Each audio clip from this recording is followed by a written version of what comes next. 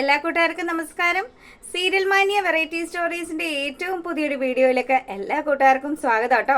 അപ്പൊ ഞാൻ എത്തിയിരിക്കുന്നത് നമ്മുടെ കുടുംബവിളക്ക് സീരിയലിന്റെ ആ ഒരു സൂപ്പർ ഹിറ്റ് കഥയും ഒക്കെ ആയിട്ടാണ്. അപ്പം നിങ്ങൾ ആദ്യമായിട്ടാണ് എൻ്റെ ഈ ഒരു ചാനൽ കാണുന്നതെങ്കിൽ നിങ്ങൾക്ക് ഇഷ്ടപ്പെടുവാണെങ്കിൽ ഇപ്പൊ തന്നെ ഒന്ന് സബ്സ്ക്രൈബ് ചെയ്ത് വെച്ചേക്കാം കേട്ടോ.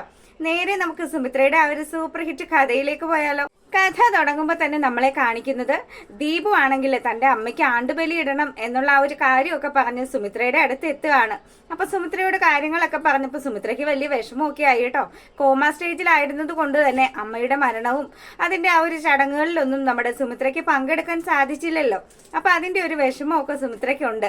അപ്പം ഇത്തവണ ചേച്ചി തന്നെ അമ്മയുടെ ആ ഒരു ചടങ്ങുകൾ ചെയ്യണം, അത് തന്നെ ആയിരിക്കും നമ്മുടെ അമ്മയ്ക്ക് ഒരുപാട് സന്തോഷം ഉണ്ടാക്കുന്ന കാര്യം എന്നൊക്കെ പറയുമ്പം സുമിത്രയുടെ കണ്ണുകളൊക്കെ നിറയാട്ടോ.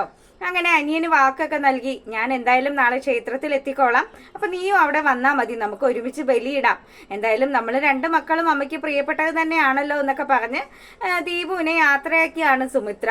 അപ്പൊ ദീപു പോകുന്ന വഴിയാണെങ്കിലോ ദീപുവിനെ പരമശിവത്തിന്റെ ടീം തട്ടിക്കൊണ്ടു പോവുകയാണ്.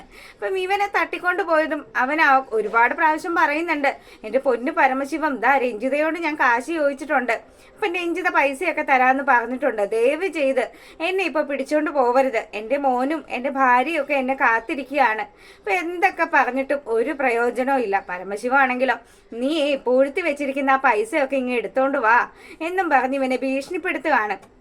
അപ്പൊ മറ്റു മാർഗങ്ങളൊന്നുമില്ല. ദീപുവിനാണെങ്കിൽ അവിടുന്ന് ചാടിപ്പോകാനും പറ്റുന്നില്ല. അപ്പൊ പരമാവധി പറയാവുന്നതിന്റെ മാക്സിമം പുള്ളിക്കാരൻ പറഞ്ഞു നിൽക്കുകയാണ്. പക്ഷെ രക്ഷയില്ല. അങ്ങനെ പരമശിവമാണെങ്കിലോ ഇവനെ അവരുടെ ആ ഒരു ഗുണ്ടാത്താവളത്തിൽ പാർപ്പിക്കുകയാണ്. അപ്പം എളുപ്പം തന്നെ ഇവന്റെ വീട്ടിൽ വിളിച്ച് വിവരങ്ങളൊക്കെ പറയണം, 20 ലക്ഷം രൂപ കിട്ടിയെങ്കിൽ മാത്രമേ നിന്നെ ഞങ്ങൾ വിടുകയുള്ളൂ എന്നും പറഞ്ഞ് ദീപുവിനെ ഭീഷണിപ്പെടുത്തുകയാണ്. അപ്പം ദീപുവിന്റെ ഫോൺ നമ്പറൊക്കെ വാങ്ങി വീട്ടിലെ വിവരങ്ങളും അതുപോലെ തന്നെ വീട്ടിലെ നമ്പറും ഒക്കെ വാങ്ങുകയാണ് പരമശിവം വിളിക്കുന്നത് നമ്മുടെ അപ്പുവിനെയാണ് കേട്ടോ. അപ്പൊ അപ്പു ആണെങ്കിലോ കോൾ എടുത്തപ്പം, അതെ നിന്റെ അച്ഛൻ ഞങ്ങളുടെ കസ്റ്റഡിയിലാണ്, പുള്ളിക്കാരനെ വിട്ട് കിട്ടണമെങ്കിൽ 20 ലക്ഷം രൂപ അത് ഈ പറഞ്ഞ സമയത്തിനുള്ളിൽ എത്തിച്ചിരിക്കണം എന്നുള്ള രീതിയിലുള്ളൊരു ഭീഷണിയാണ്.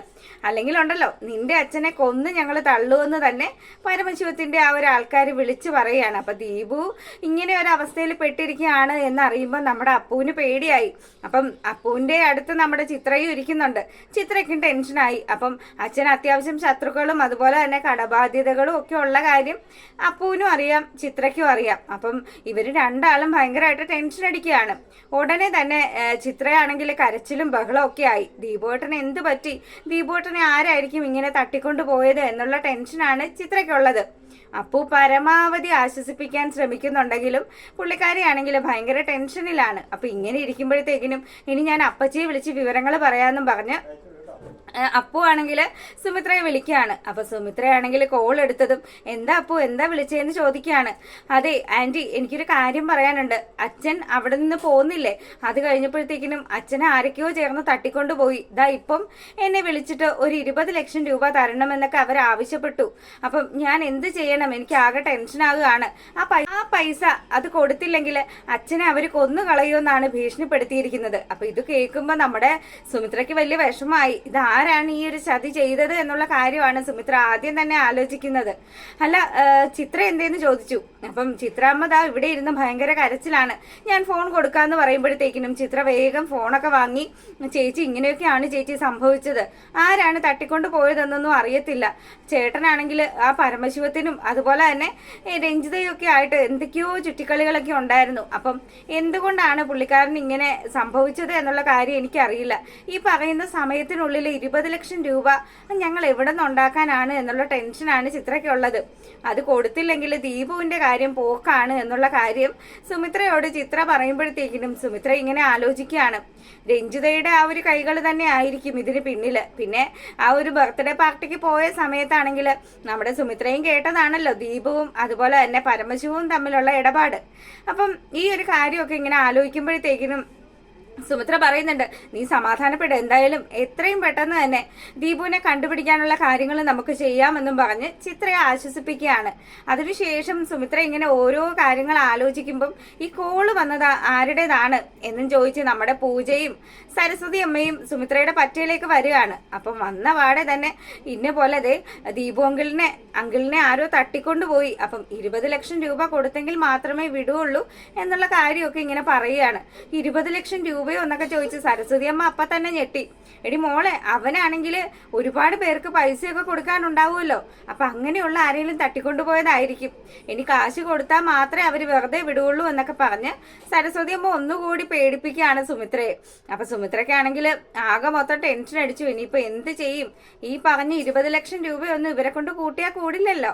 അങ്ങനെ ആ ഒരു കാര്യമൊക്കെ അവിടെ നടക്കുമ്പോഴത്തേക്കിനും നമ്മളെ അനിരുദ്ധിന്റെ വീടാണ്. അപ്പം അനിരുദ്ധും അനന്യയും ഒക്കെ നാളെ ആ ഒരു ക്ഷേത്രത്തിൽ പോകുന്ന കാര്യമൊക്കെ ഇങ്ങനെ സംസാരിച്ചുകൊണ്ടിരിക്കുമ്പോഴത്തേക്കിനും വിശ്വനാണെങ്കിൽ ഒരു നെഞ്ചുവേദന അങ്ങ് ആക്ട് ചെയ്യാണ്. അപ്പൊ പുള്ളിക്കാരൻ ഇങ്ങനെ വയ്യാതിരിക്കുകയാണ്.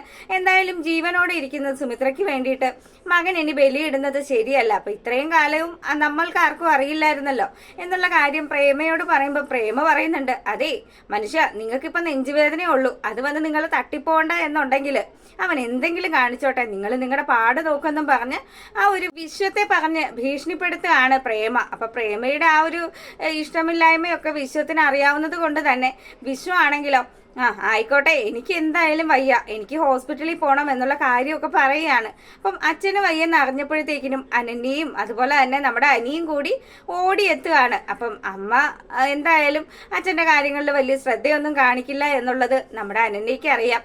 അതുകൊണ്ട് തന്നെ വിശ്വത്തിനെ ഹോസ്പിറ്റലിൽ കൊണ്ടുപോകാനുള്ള കാര്യങ്ങൾ അനന്യ നീക്കുക കേട്ടോ.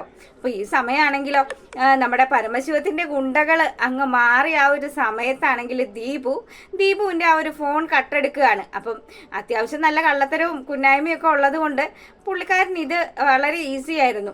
അങ്ങനെ ആ ഒരു ഫോൺ എടുത്ത് അപ്പുവിനെ വിളിക്കുകയാണ്. അപ്പം അപ്പു കോൾ എടുത്തതും അച്ഛന്റെ കോളാണ് വന്നിരിക്കുന്നത്. അപ്പം അച്ഛൻ എന്താ ഇപ്പൊ അവിടെ നിലവിൽ സംഭവിച്ചത് എന്നുള്ള കാര്യമൊക്കെ അപ്പു തിരക്കുക കേട്ടോ.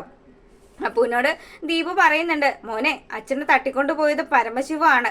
അപ്പം അവൻ പറയുന്നത് 20 ലക്ഷം രൂപയാണ്, അല്ലെങ്കിൽ അവൻ ആവശ്യപ്പെടുന്ന മറ്റൊരു സംഭവം, അതായത് ഒരു ഡോക്യുമെന്റ് ആണ്, അത് അവന് കൈമാറണമെന്നാണ് ഇപ്പൊ പറഞ്ഞിരിക്കുന്നത്. അപ്പം എന്തായാലും ഞാൻ ആ ഒരു 20 ലക്ഷം രൂപ എങ്ങനെ ഉണ്ടാക്കാനാണ് അച്ഛ എന്നുള്ള ചോദ്യമാണ് നമ്മുടെ അപ്പു ചോദിക്കുന്നത്.